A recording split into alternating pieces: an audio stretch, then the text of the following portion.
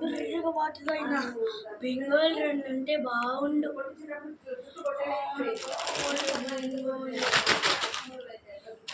ఏదో రెండు చూసి